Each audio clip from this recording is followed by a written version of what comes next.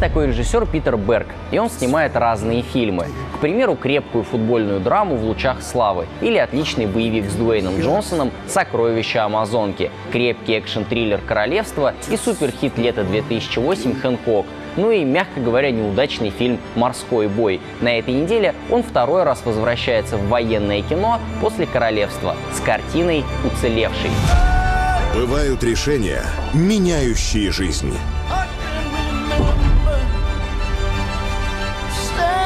Видишь, сейчас будет весело.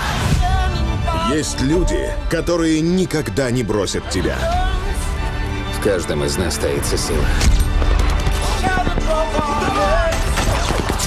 Энергия. Фильм рассказывает об операции американских спецназовцев в Афганистане в 2005 году, когда Маркус Латтерал остался единственным выжившим после схватки с талибами и был вынужден пробираться к своим с помощью мирного человека по имени Гулаб, который ненавидит войну. Все путем. Порядок. Кстати, снять «Уцелевшего» Питер Берг хотел еще до злополучного «Морского боя», однако студия Universal убедила его пересмотреть приоритеты. В фильме занят солидный мужской состав: Марк Уолберг, Тейлор Китч, Эмиль Хирш, Бен Фостер и Эрик Бана. Если вы соскучились по крепким военным боевикам, то сходите в кино на «Уцелевшего» и узнайте историю человека, который выжил специально для того, чтобы ее рассказать. Наш бой не кончится никогда. «Уцелевший». Он выжил, чтобы рассказать. В кино с 20 февраля.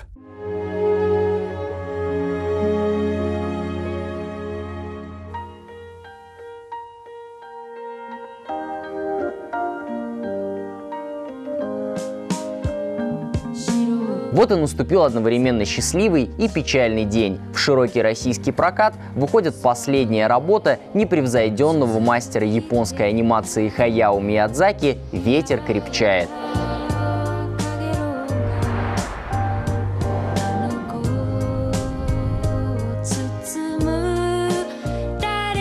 В центре сюжета непривычно реальная для Миядзаки история о парне по имени Дзиро, который мечтал стать летчиком, но в силу своей близорукости стал авиаконструктором, создав идеальный самолет.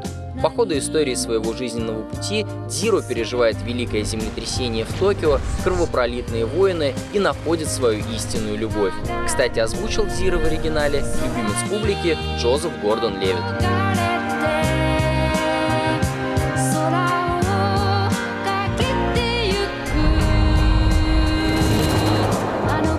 «Ветер крепчает» был номинирован на Венецианском кинофестивале, а сейчас является номинантом премии «Оскар» в категории «Лучший анимационный фильм», где у него только один заметный конкурент – «Холодное сердце» от «Мышиного дома». И если вы любите вдумчивые и безумно трогательные истории, которые возвращают вас в детство, а между словосочетанием «японская анимация» и именем Хаяо Миядзаки вы ставите знак равенства, то обязательно сходите в кино, тем более, что это последняя работа мастера. Однако волшебники имеют привычку возвращаться.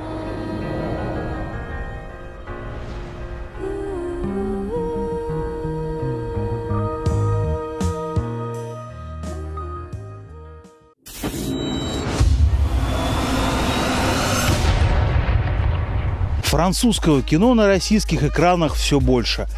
Особой популярностью помимо фестивального кино пользуются комедии.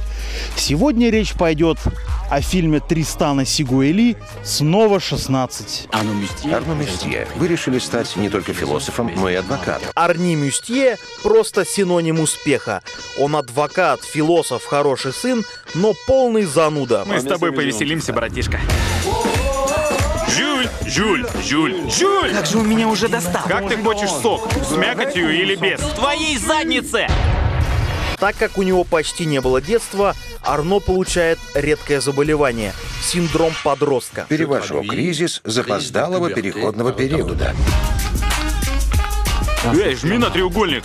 Треугольник, твою ж... Да, но... На самом деле большинство таких картин мало чем отличается друг от друга.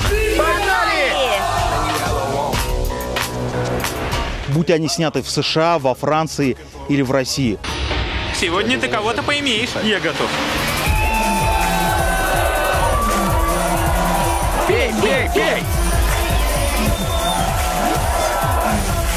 Тут собрались полные отморозки! Аудитория таких лент также ограничена. В основном это подростки и младшие школьники, для которых рейтинг 16+, только в радость. Больше к этому добавить нечего. Режиссер здесь дебютант, а актеры малоизвестны российскому зрителю. Я так и знал, что вы меня усыновили! В отрыв. Опа, какие цыпочки. Снова 16. Фильм Тристана Сегела. Простите, мадам, но это моя куртка.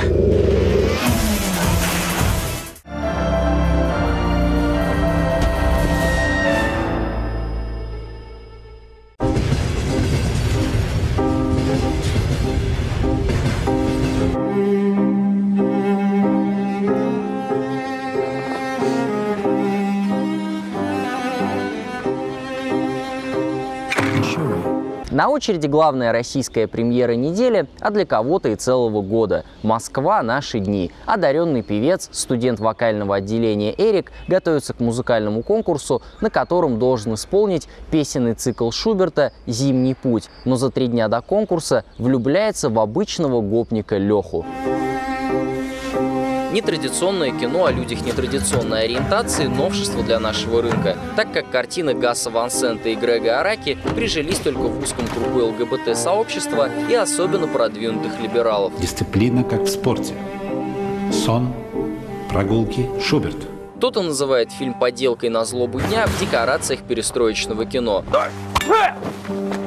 Сука, пидорас, ничего святого нет. А кто-то видит в нем значительное событие. Недаром ведь снимать доверили постоянному оператору Андрея Звягинцева Михаилу Кричману.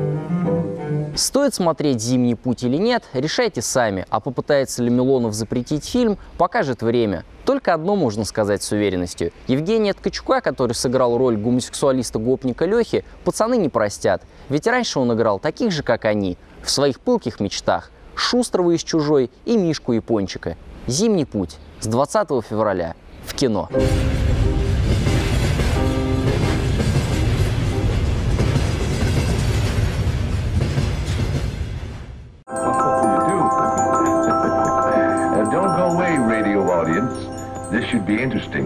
У меня отличные новости для всех, кто ценит и любит кино. Программа «Кинофреш» и портал ufo.ru запускает конкурс, главным призом в котором будет набор настоящего киномана, билет в кино и пачка попкорна. Все подробности можно узнать на сайте ufo.ru и в нашей группе ВКонтакте. Играйте, и, возможно, именно вам улыбнется удача.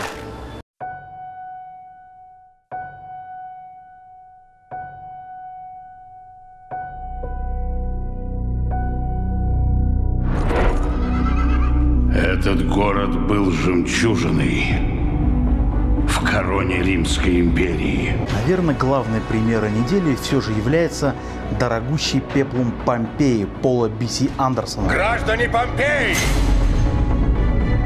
Игры начинаются! Очагом жестокости. Убить их.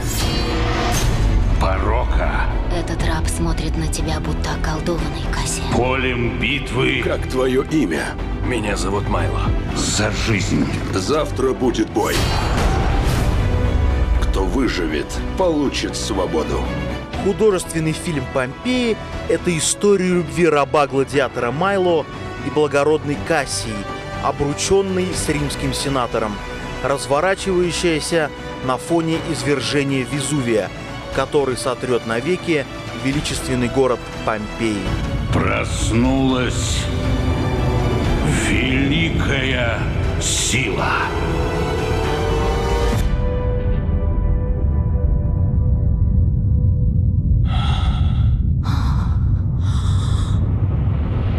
В главных ролях на этот раз нет жены режиссера Милы Йовович, зато есть Джон Сноу Кит Харрингтон, Эмили Браунинг, Кэрриан Мосс, а также нигерийское дарование с Британских островов Адевале Акиное Агбаже.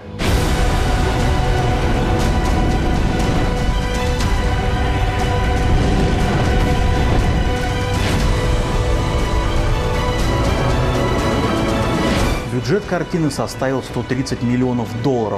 Правда, внимание здесь больше уделяется любовной линии, нежели катастрофе. Так что забудьте Ридли Скоттовский «Гладиатор» и смело ведите девушку в кино.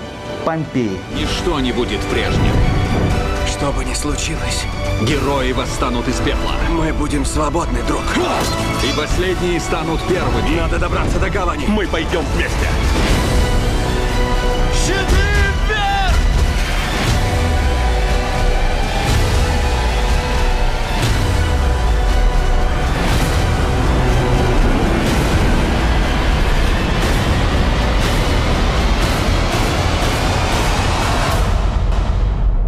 Помпеи.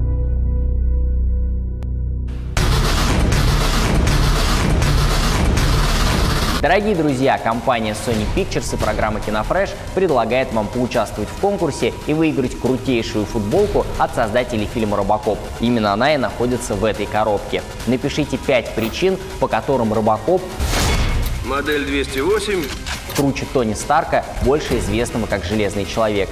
против Железного человека. Свои версии крутизны Робокопа присылайте на электронный адрес kinofresh-utv@mail.ru. И, может быть, вам улыбнется удача. А у нас Халк.